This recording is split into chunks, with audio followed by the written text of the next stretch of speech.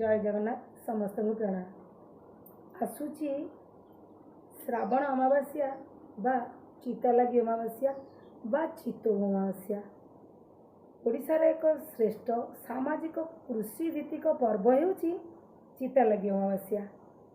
ओडिया पिठा चित्तौ यही दिन पूजा होतिबारु एहाको अनेक लोक चित्तौ अमावास्या बोली मध्य कहिथाନ୍ତି। किंतु श्रावण अमावास्या दिन ओडिशा रे पुरपल्ली रे बहुत समारोह रे यही अमावास्या को पालित करा जाए। दीर्घ 4 मासर ग्रीष्म ऋतु पर धरापृष्ठ को आसे वर्षा ऋतु। धारा श्रावण रे चाषी बिल रे रुआ बेउसा काम करे। आसंता वर्ष पर कृषक स्वप्न देखे ता फसल केमिति भल हबो, पाग किपरि अनुकूल हबो, सेति ठाकुर को आ माँ को प्रार्थना करिथाए।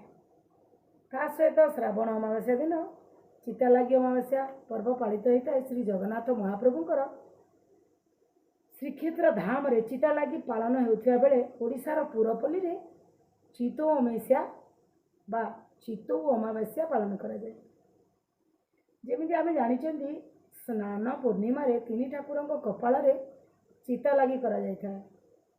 पुणी श्रावण अमावास्या दिन सेगुड़िक लगी करा जाए। यही जो चिता विभिन्न प्रकार रत्न रे विविध रत्न रे तैयारी होता है।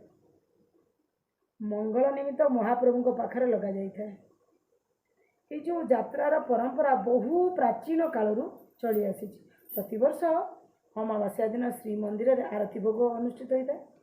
किंतु ये जो चिता लगी अमावास्या दिन सकाळ धूप पूजा बसीथिबा बेले बेहरण द्वार परे भंडार घर अणा जाइथिबा चिता लगी कि माजिकी सफा करा जाए। जगन्नाथଙ୍କର धला चिता, हीरा खचित सुवर्ण चिता, बलभद्रଙ୍କର नील चिता नीलारे तैयारी और माँ सुभद्राଙ୍କର नाली चिता माणिकरे तैयारी। माने भगवान चिता लगे था। तीन ठाकुरଙ୍କର ମଧ୍ୟ ତାକୁ ଲଲାଟ ଭୂଷଣ ଯାତ୍ରା ବୋଲି କୁହାଯାଏ। ओडिशार विभिन्न स्थान में थिबा प्रत्येक जो जगार जगन्नाथ मंदिर अच्छी सबु मंदिर में चिता लगी अमावास्या पालित होता है। किंतु प्रत्येक गाँ गंडारे यही पर्व भिन्न मार्ग रे धार्मिक मत सृष्टि करे। कहीं ना कृषि भित्तिक धारा रे यही पर्व को पालन करा जाए।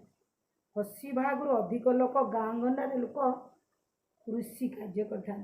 वर्षार आगमन रे तली पकई था, रुआ रुई कर बछा बछी कम कर। लौकिक उपचार अनुसार कहती जो पानी भर्ती होती रुआ हम बछा हम काले कौटी किसी साप गेंडा कोचिया जो मैंने था काले किसी क्षति करदे कि से किंबा चाषी भाईटी चिंता करते मोर बढ़िया फसल हम से नड़िया चाउल रे तैयारी ये चित्तौ पिठा को बिल रे पकई था।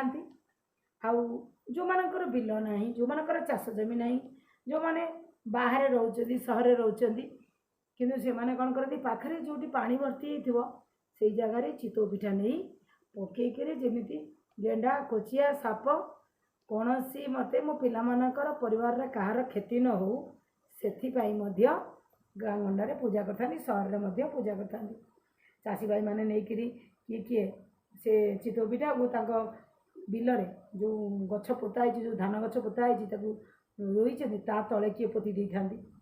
आउ किए जार रुआ सरी था पोती था, जार रुआ है तली पड़ी से तले नहीं पकई था। कहीं मन भर था जे बढ़िया फसल।